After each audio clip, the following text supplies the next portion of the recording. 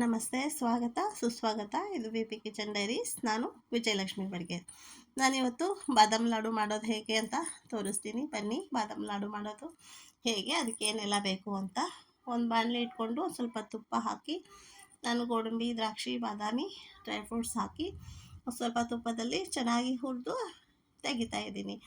ನಾನು first time ಇದನ್ನು ಬಾದಾಮ್ ಲಾಡು ಮಾಡಿದಾಗ ಹಿಟ್ಟಿಗೆ ನಾನು ಸ್ವಲ್ಪ ನಾಲ್ಕೈದು ಸ್ಪೂನು ತುಪ್ಪ ಹಾಕಿ ಹುರಿತಾ ಇದ್ದರೆ ಅದು ಹಿಟ್ಟು ಮೆತ್ಕನೂ ಆಗ್ತಾಯಿಲ್ಲ, ಲಾಡು ಶೇಪ್ ಬರ್ತಾನೂ ಇಲ್ಲ, ಅದು ಮಾಡೋಕ್ಕೆ ಬರಲಿಲ್ಲ. ಅದಕ್ಕೆ ಯಾವಾಗಲೂ ಅಷ್ಟೇ, ಯಾರೇ ಹೊಸರು ಮಾಡೋದಿದ್ರು ತುಪ್ಪ ಎಷ್ಟು ಹಾಕಬೇಕು, ಸಕ್ಕರೆ ಎಷ್ಟು ಹಾಕಬೇಕು, ಇದು ಪರ್ಫೆಕ್ಟಾಗಿ ಬರೋದಕ್ಕೆ ಅನ್ನೋದಕ್ಕೆ ಒಂದು ಅಳತೆ ಏನು ಅಂದರೆ ನಾನು ಇವಾಗ ಹೇಳ್ತಾ ಇದ್ದೀನಿ ನೋಡಿ. ನಾನು 1/4 kg ಹಸಿಬೇಳೆ ಹಿಟ್ಟು ತೊಗೊಂಡಿದ್ದೀನಿ.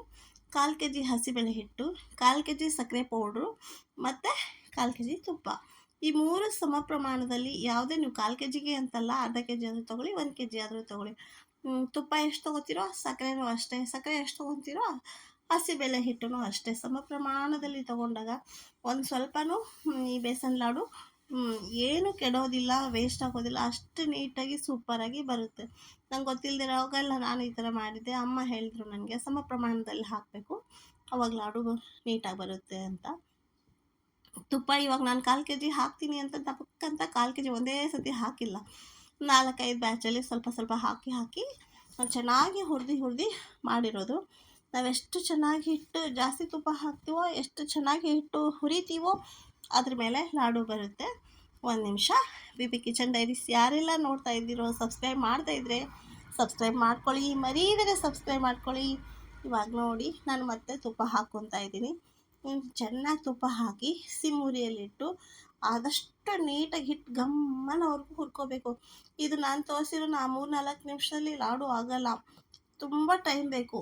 ಸಿಮ್ ಉರಿಯಲ್ಲಿಟ್ಟು ತುಪ್ಪ ಹಾಕಿ ತುಂಬ ತಾಳ್ಮೆ ಬೇಕು ಇದು ಲಾಡು ಮಾಡೋದಕ್ಕೆ. ಯಾಕೆ ಅಂದರೆ ಜಲ್ದಿ ಆಗೋದಿಲ್ಲ. ನಾವು ಎಷ್ಟು ಸಿಮ್ಮಾಗಿ ಇಟ್ಕೊಂಡು ನೀವು ಜಾಸ್ತಿ ತುಪ್ಪ ಹಾಕಿ ಹುರಿತಾನೆ, ಕೈ ಬಿಡ್ದೇ ಹಾಗೆ ಕೈ ಆಡಿಸ್ತಾನೇ ಇರಬೇಕು, ಇಲ್ಲಾಂದರೆ ಸೀದೋಗ್ಬಿಟ್ರೆ ಲಾಡು ಟೇಸ್ಟು ಹೋಗಿಬಿಡುತ್ತೆ, ನಾವು ಮಾಡಿದ್ದೆಲ್ಲ ಶ್ರಮ ವ್ಯರ್ಥ ಆಗಿಬಿಡುತ್ತೆ. ಹಾಗಾಗಿ ಆದಷ್ಟು ಸಿಮ್ಮುರಿ ಇಟ್ಕೊಂಡು ತುಪ್ಪ ಹಾಕ್ತಾ ನೀಟಾಗಿ ಕೈ ಬಿಡ್ದೇ ಹುರಿತಾನೆ ಇರಬೇಕು.